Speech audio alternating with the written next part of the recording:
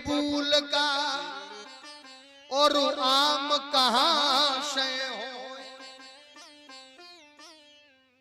आपने बीज डाला है कहे का बमूर का और कह रहे हो कि इस बमूर में आम लगेंगे, परीक्षित महाराज ऐसा होगा? अरे आपने अपने जीवन में जैसा कर्म किया है वो कर्म का फल आपको मिलेगा, उसे परमात्मा भी टाल नहीं सकता प्यारे।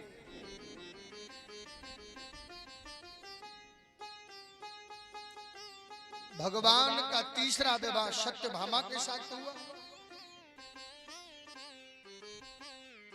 एक दिन भगवान श्री कृष्ण और अर्जुन जंगल में शिकार खेलने जा रहे थे, तो यमुना जी के किनारे एक कन्या बैठी थी। अर्जुन ने जाकर उस कन्या से पूछा, देवी आप कौन हो? देवी आप ये भजन किसका कर रही हो? तो उस कन्या ने जवाब दिया, मैं यमराज की बिटिया हूं, मेरा नाम कालिंद्री है, मैं ये भजन कर रही हूं। अर्जुन ने कहा किस लिए? बोले कि द्वारिकाधीश कृष्ण को मैं अपना पति बनाना चाहती हूं। अर्जुन उन्हें साथ लेकर गए, भगवान जी के चरणों में उन्हें समर्पित कर दिया। इसलिए भगवान का चौथा विवाह कालिंद्री के साथ हुआ। बिंद और अरविंद नाम के दो भाई थे और दोनों भाइयों की लाडली बहन का नाम था मित्रवृंदा। क्या नाम था? मित्रवृंदा। तो पांचवा विवाह भगवान का मित्रवृंदा के साथ हुआ। एक नगनजित नाम के राजा हैं, उनके 7 बैल हैं, बड़े बलशाली बैल हैं, बड़े पराक्रमी हैं, बड़े बुद्धिमान हैं। और राजा ने ये घोषणा कर दी कि जो कोई भी राजा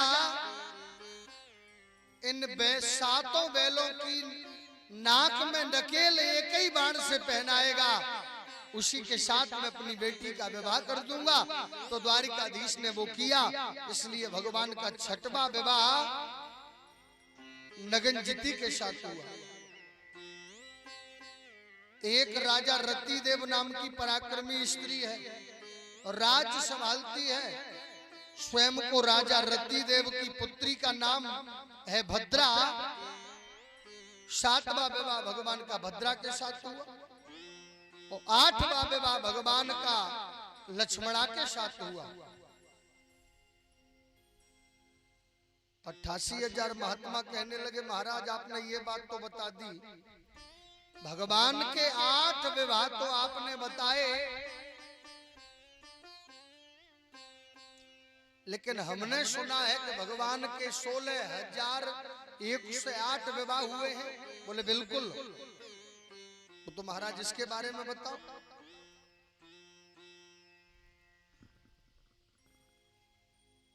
एक और पराक्रमी राजा है भौमासुर, जो भूमि से उत्पन्न हुए हैं, इसलिए उनका नाम भौमासुर है।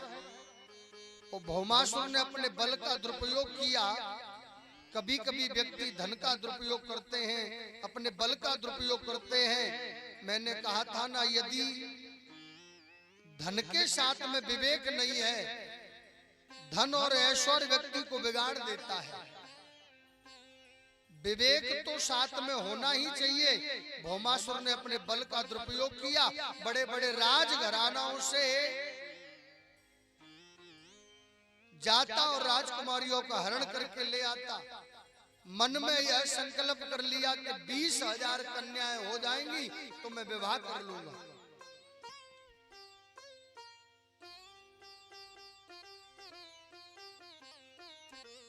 भूमि से उत्पन्न है ये, इसका नाम भौमासुर है। बड़े बड़े राजघरानाओं की कन्याओं को बंदी बनाया। 20,000 हो जाएंगी तो विवाह करेंगे। 16,100 कन्याओं को उसने बंदी बनाकर रखा है। 16,000 कन्याएं बेचारी मन में बड़ी दुखी हैं।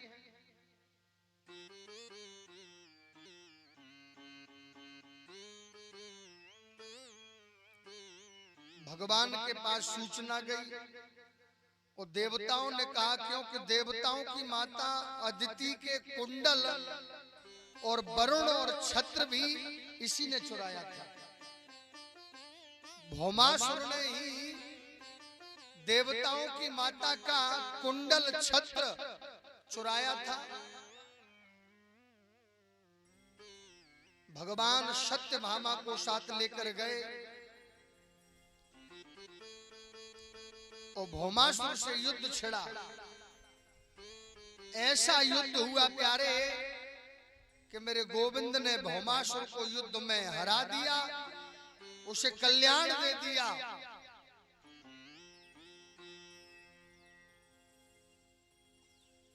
तो अंत में भगवान ने कारागृह के ताले को तोड़ा और 16,100 कन्याओं को बाहर निकाला।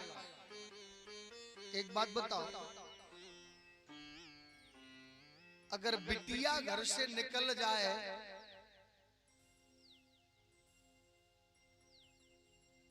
बिटिया देहरी के बाहर निकल जाती है तो उसे कोई स्वीकार नहीं करता। अगर बेटा चाहे 12 महीने बाद आवे तब भी वही पोस्ट मिलेगी, वही जगह मिलेगी, वही सम्मान मिलेगा। और बिटिया अगर घर से निकल जाती है ना तो उससे कोई स्वीकार नहीं करता, उससे कोई शादी नहीं करता, पिता भी अपनी देहरी पर नहीं चढ़ाता। और परिवार वाले कहते हैं इसे गोली मार दो, इसे जहर खिला दो, अरे इसे मार दो, इसने हमारे परिवार को बदनाम कर दिया है। प्यारे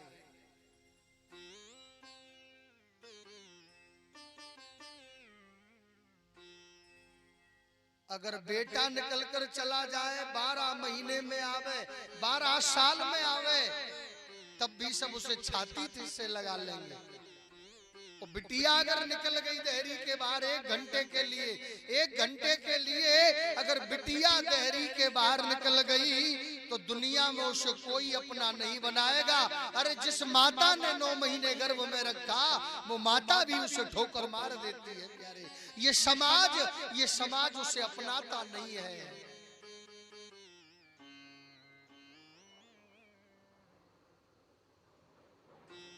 बात गहराई की है, बात समझने की है। बेटा कब बिगड़ता है?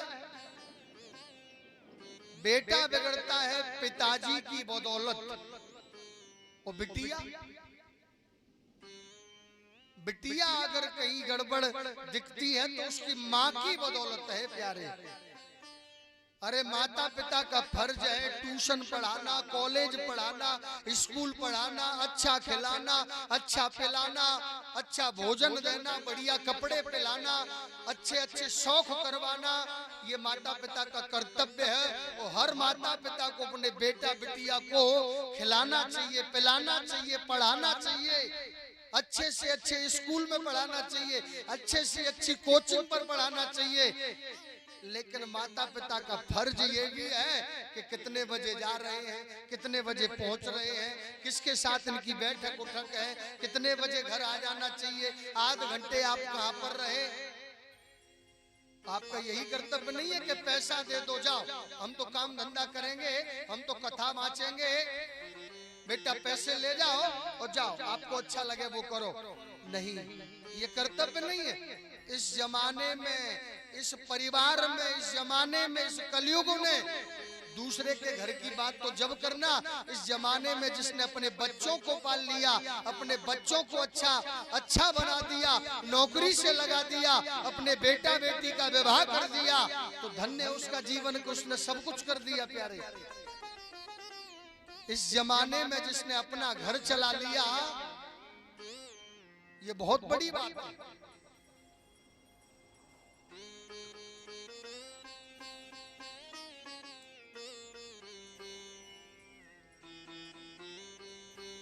जो व्यक्ति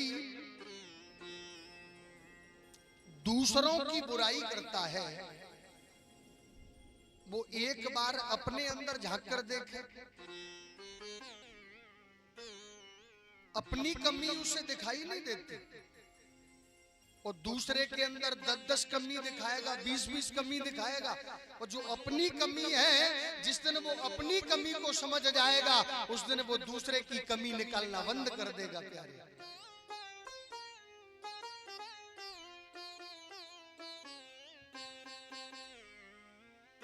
अभी एक सज्जन व्यक्ति बता रहा था, उसकी बात हमें बड़ी अच्छी लगी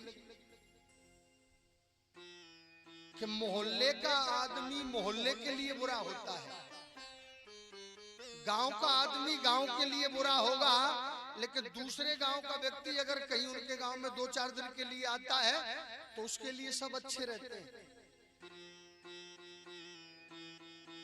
तो यही हर गांव हर मोहल्ले की चर्चाएं हो गई हैं कि जिस दिन व्यक्ति अपनी कमी को देख लेगा उस दिन वो दूसरे की कमी निकालना बंद कर देगा। और आज एक बात बताओ, राजन परीक्षित क्या होगा? भगवान इन कन्याओं का कारागृह से इन कन्याओं को बाहर निकाला। भगवान ने 16,100 कन्याओं को परमात्मा ने बाहर निकाला।